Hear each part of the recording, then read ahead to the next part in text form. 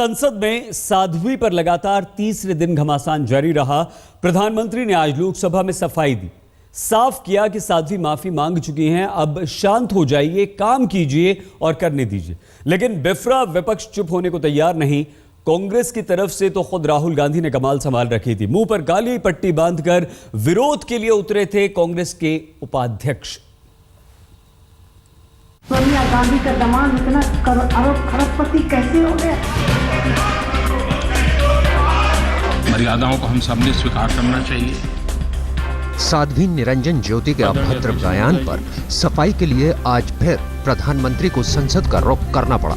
राज्यसभा में उनके बयान का असर नहीं दिखा तो उन्होंने आज लोकसभा में सफाई दी।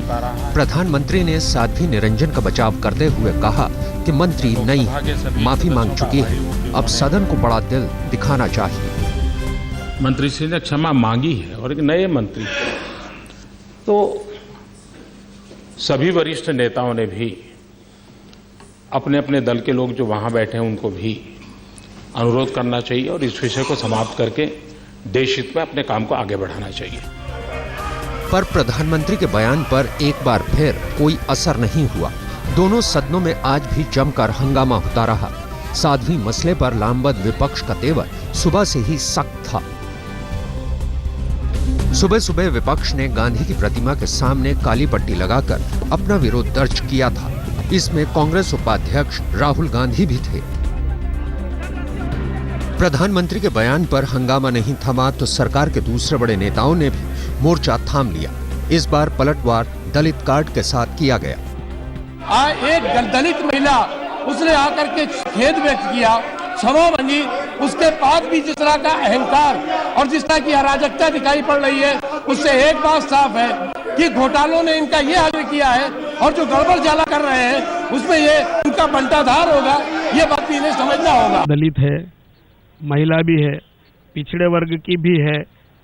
इसके पहले एक नहीं अनेक नेताओं ने देशद्रोही बातें कही है, राष्ट्रीय ध्वज का अपमान किया है, संविधान को फाड़ा है और उन्होंने माफी मांग ली। तो माफी मांगने के बाद विषय समाप्त हो गया। यहाँ भी साध्वी जी द्वारा माफी मांग ली, यह विषय समाप्त होना चाहिए। सरकार के पलटवार पर विपक्ष तो शांत नहीं हुआ, लेकिन विवाद का रुख जरूर घूम गया। विपक्ष ने सरकार के दलित कार्ड को निशाना बनाया और कहा कि साध्वी निरंजन पिछड़े वर्ग से आती है, न कि दलित है। वो बीजेपी वाले इस मुद्दे को लेकर तो ये दलित कार्ड जो खेलना चाहते हैं वो ठीक नहीं है। वो जो लेडी है, जो मंत्री है, वो दलित वर्ग से ताल्लुक नहीं रखती है, वो शेड्यूल कास्ट कम्युनिटी की नहीं है। वो बैकवर्ड क्लास से है और बैकवर्ड क्लास में वो निषाद समाज से है। केंद्रीय मंत्री साध्वी निरंजन ज्योति ने दिल्ली की चुनावी सभा में अभद्र बयान दिया था। इसके बाद से मामला तूल पकड़ लिया। बीजेपी साध्वी के बचाव में जरूर आई, लेकिन अभद्र बयान पर साध्वी निरंजन को सख्त संदेश भी दिए गए। खुद साध्वी को संसद में माफी मांगनी पड़ी। प्रधानमंत्री ने खुद नाराजगी जताई, यहाँ तक कि दिल्ली में उनकी चुनावी सभाएं रद्द कर दी गईं। ऐसे में बड़ा सवाल ये है कि क्या साध्वी निरंजन के मसले पर अब भी विपक्ष का हंगामा क्या जायज है? मौसमी सिंह के साथ मंजीत नेगी, दिल्ली, आज तक। विपक्ष इस मांग पर अड़ा हुआ था कि प्रधानमंत्री खुद इस मामले पर बयान दे। प्रधानमंत्री ने बयान दिया और ये कहा कि मंत्री खुद माफी मांग चुकी हैं, अब काम करने दीजिए और मर्यादा का ख्याल रखना चाहिए, ये भी उन्होंने कहा। लेकिन विपक्ष मानने को तैयार नहीं। लोकसभा से वॉकआउट होता है, राज्यसभा की कार्यवाही स्थगित करनी पड़ती है। इसी मुद्दे पर चर्चा करने के लिए हमारे साथ 4 विशेष मेहमान जुड़ चुके हैं। हमारे साथ कांग्रेस के प्रवक्ता पीएल पुनिया साहब हैं, केसी त्यागी जी महासचिव जेडीयू के हैं, संघ विचारक राकेश सिन्हा जी हैं और हमारे साथ बीजेपी के सांसद हैं ओम बिरला जी। बहुत धन्यवाद बिरला जी, राकेश जी बहुत धन्यवाद। हम आपके पास आएंगे, लेकिन सबसे पहला सीधा सवाल आपसे पुनिया जी, जब प्रधानमंत्री ये कहते हैं कि मंत्री माफी मांग चुकी हैं और संसद में कामकाज होने दीजिए, तो क्या प्रधानमंत्री का ये बयान काफी नहीं है? इसी की मांग तो आप कर रहे थे। नहीं, ये सही नहीं है, उसकी मांग नहीं कर रहे थे। मांग तो ये थी कि जो मंत्री हैं उनको अपने पद से हटाया जाए, इस्तीफा दें। इस्तीफा नहीं देती हैं तो प्रधानमंत्री उनको बर्खास्त करे। ये था सीधा सीधा। और राज्यसभा में हो लोकसभा में विपक्ष ने पूरा सहयोग दिया। बल्कि ये घटना शुरू हुई है उससे पहले 5 विधेयक इसी विपक्ष ने सहयोग करके रात को 9-10 बजे तक बैठ के एक्स्ट्रा टाइम पे बैठकर उन बिलों को पास किया है। लेकिन पिछले 3 दिनों से कुछ नहीं हुआ पुनिया साहब, जो कि असाधारण, इस मुद्दे पर कि साध्वी को ये असाधारण घटना है। क्या हुआ? चौथा दिन भी ऐसे ही निकल गया, हंगामे की वजह से वॉकआउट होता है, सदन को स्थगित करना पड़ता है, कामकाज कहां हो रहा है? नहीं तो ये विपक्ष की मांग है और जायज मांग है। सरकार जो सदन को चलाना सरकार की भी जिम्मेवारी है। सरकार को आगे बढ़ के इसमें पहल करनी चाहिए। सरकार तो पहल करने को तैयार नहीं है, कुछ करने को तैयार नहीं है। मतलब प्रधानमंत्री का बयान आपके लिए कोई मायने नहीं रखता है?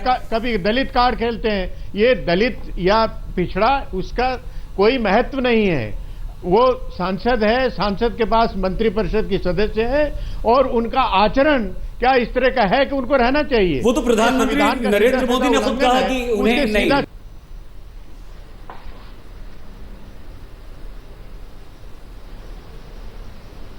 त्यागी जी, हमारी आवाज आप तक पहुंच पा रही है?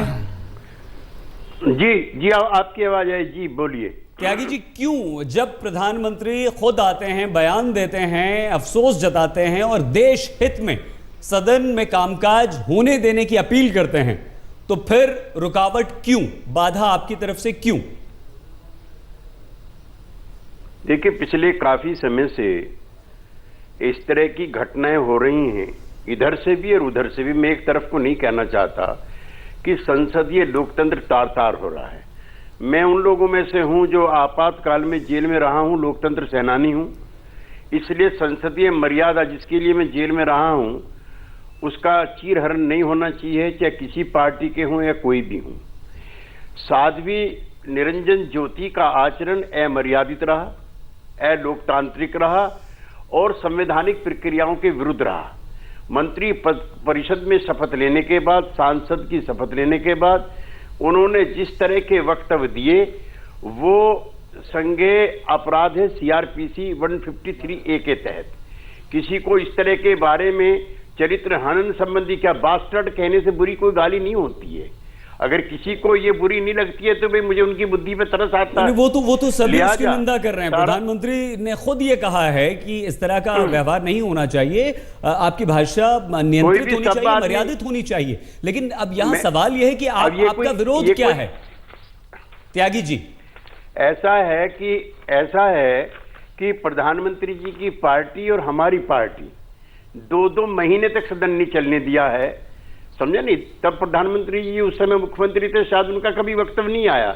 ये विपक्ष का प्रेरोगेटिव होता है और रूलिंग पार्टी का ये उसका रूलिंग पार्टी को करना चाहिए। देश हित में आप संसद चलने दीजिए, कामकाज कीजिए, आपकी जो मांग है वो दूसरी तरह से भी रखी जा सकती है। विरोध के कई और भी ढंग और तरीके हो सकते हैं त्यागी जी, क्यों नहीं? क्यों सिर्फ संसद की कार्यवाही ही नहीं हम चलने देंगे? देश हित कैसे आप देश हित कैसे परिभाषित करेंगे?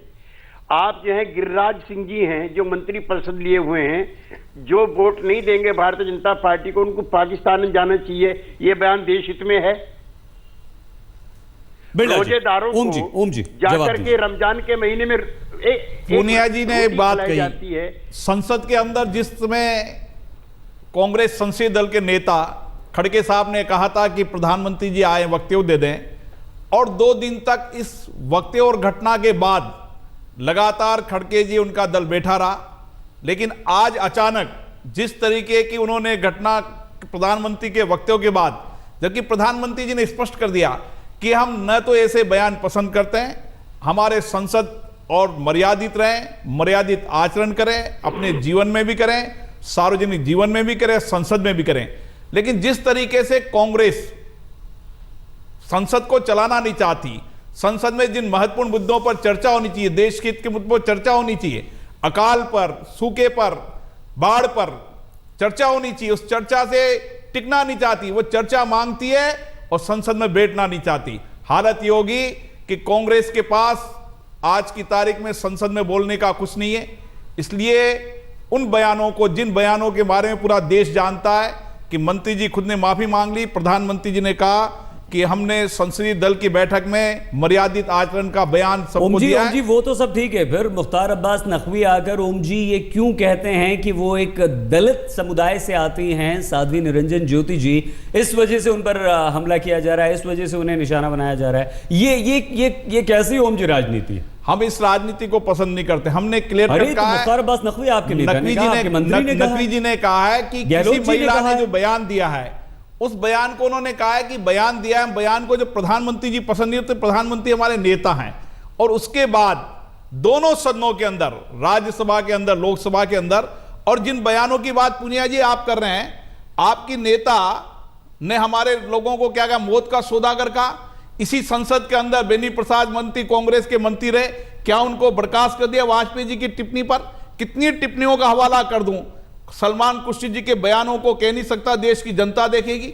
आप मणिशंकर अय्यर जी के बयान को देकर देश का बंटवारा हो जाएगा। पुराने कुछ उदाहरण यहाँ पर ओम जी आपने दिए हैं उदाहरण, इन पर हम जवाब जरूर लेंगे, लेकिन राकेश जी इस वक्त हमारे साथ। राकेश जी, बड़ी मेहनत की एक ऐसी जीत बीजेपी को हासिल हुई है, ऐतिहासिक, जिसमें बहुत मेहनत हुई है, संघ की तरफ से भी लोगों को भ्रष्टाचार के खिलाफ जागरूक किया गया है, महंगाई से लोग परेशान थे, एक बदलाव की बयार बही थी इस देश में। राकेश जी, आपको लगता है कि इस तरह के बयानों से और फिर से वही दलित, पिछड़ा और इस तरह के आरोप प्रत्यारोप, कहीं ना कहीं सरकार की छवि राकेश जी बिगड़ती है, खराब होती है? देखिए, इसमें जाहिर है कि ऐसे बयान नहीं आने चाहिए।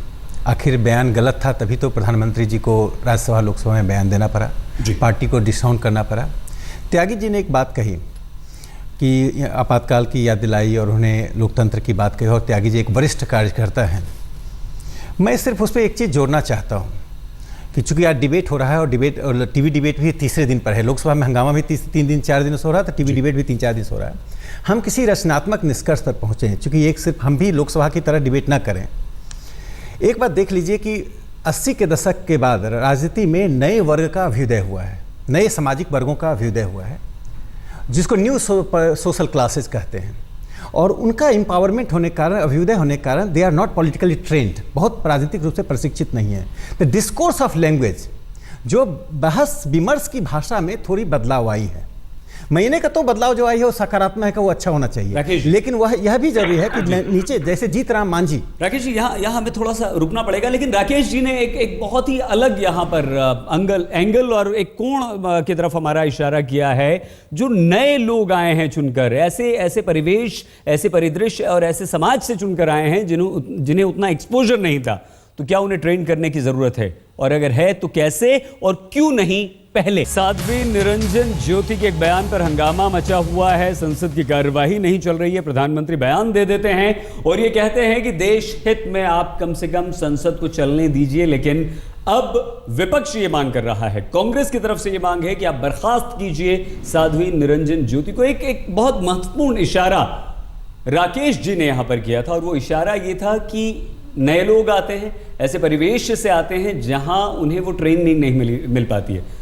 लेकिन राकेश जी, ये तो पहले सोचने की बात होती है ना, आप संसद में पहुंचाएं उससे पहले आपके पास बहुत वक्त होता है, आप एक वर्कशॉप कर दीजिए, बता दीजिए, समझा दीजिए। और नरेंद्र मोदी ने तो कई तरह के सलाह दी है, कई तरह की नसीहतें अपने सांसदों और मंत्रियों को दी हैं। राकेश जी, देखिए, जनतंत्र अपने तरीके से बदलता है। जब नए क्लास का इमरजेंस होता है, मैं एक घटना बताता हूँ। आज मायावती जी का आपने स्टेटमेंट दिखाया, काशीराम जी के प्रति हम लोगों को बहुत आदर है। क्यों आदर है?